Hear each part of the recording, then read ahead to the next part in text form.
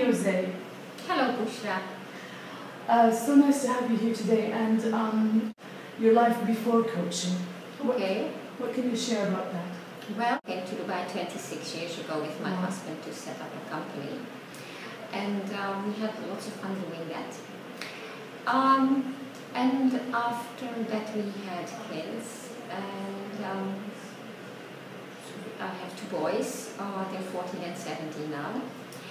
Yes. And they're now, it's almost a holiday, so after the holiday I will have two high school boys. Wow. And when Thijs went to middle school, that I found that things weren't going so well in the family, and there was a lot of pressure at school, and I wanted to handle everything, perfectly, and it wasn't going very well.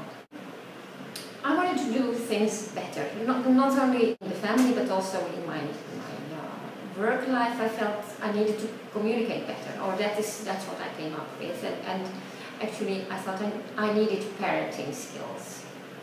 So and that is how I came to coaching. And so you shared with me once that I think you went online or something, or you were searching and you found Gonan.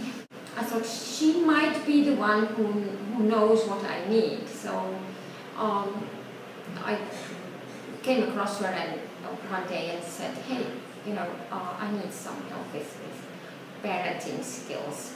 Would you know someone? And she brought me into contact with Jenny Hamdan, who is a coach and also gave parenting lessons. And so from that moment on, everything sort of changed, because I did get parenting lessons, but it was actually the coaching that turned me around.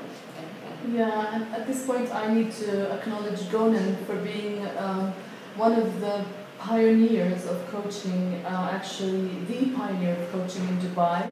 Gonan Kanforce is the owner of Interaction Coaching, and also she represents CTI in Dubai, and everybody in the Dubai coaching community knows her. Okay, so you met Jenny, and Jenny helped you with parenting, and also she coached you. Yeah. And what was the turning point for you? Well, I think during the discovery session, I already learned so much about myself, with her being a fabulous coach, of course. And so I just had one aha moment after the other, and I was able to see myself differently, but also see others differently, and I became a totally different person from that time on. And although I don't even realize that so much myself, but people who've known me for a long time say, hey, you look different even. So the way I sort of shine now is different from before.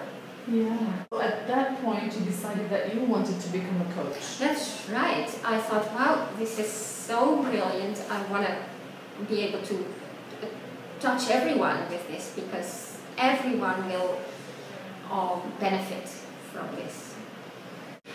With coaching, I really felt that I could make a bigger difference, and so that's why I started the CTI course, taking the CTI courses, and started coaching, and the people that I coached had enormous, wonderful results. So it's so fulfilling to do something so empowering. And after you finished the CTI courses, you found out about ORSC also, and you decided to do that. Yeah. And then you went into certification. That's right. For CTI. Yeah. When I was in certification, I also noticed, let me start there, that there were a lot of my clients, they were sort of talking about their not so positive healthcare experiences. And when I spoke with people who worked in healthcare, they were also not always so positive about their patients. And that got me curious, and I started researching that topic, what's going on in the communication between doctors and patients. And I found out that there's a lot of room for improvement. And I thought, well, with what I know, that is what I want to do. I want to see if I can create something in which I can help these two parties communicate better. And I remember I was in a CTI community meeting, and that was the first time I said, well, I'm going to create a program for healthcare professionals to communicate better. And Johan, Donna's husband, said, wow, this is great, go do it. And it was the first time I'd really expressed it for a group of people, and it made it much more real. And I also said, yeah, but I need help. I can't do this on my own. And then a few people stepped up and said, hey, I want to help, and I know a number of people who you can interview to find out what the needs are of the people who work in healthcare. So then that was actually the seed that was planted for my shift effective communication workshops. It was planted right there in the CTI community. Great, and then how did it evolve? Can you tell us more about the program itself, how it came together? Yeah, I started working with two other coaches, Petra Brummelhuis and Maika Goos.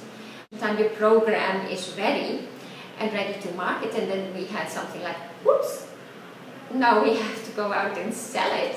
How do we do that? So that was a totally different ball game, but we just kept on going, and finally somebody asked us, would you like to offer this program to 40 doctors? And that was like, yeah, sure. and we did that, and it was very successful. So can you tell us a little bit about the program itself? I know that it's 4 modules. Yeah, it's 4 workshops, and they all have a kind of theme. There's one mainly about listening and what your impact is on listening and empathic listening and all that. And there's one about the patient's perspective, so you deepen what it's like for the patient to have an illness. And there's one about how you can create a better relationship with your patient. And there's one also about teamwork. Because with all the ORS work that I've done, as I said, you never work alone. Also doctors work mainly in teams. And so it's important to create a sustainable relationship with your team. Excellent. And so what has been your experience working with Shift and telling people about it? What are people's reactions?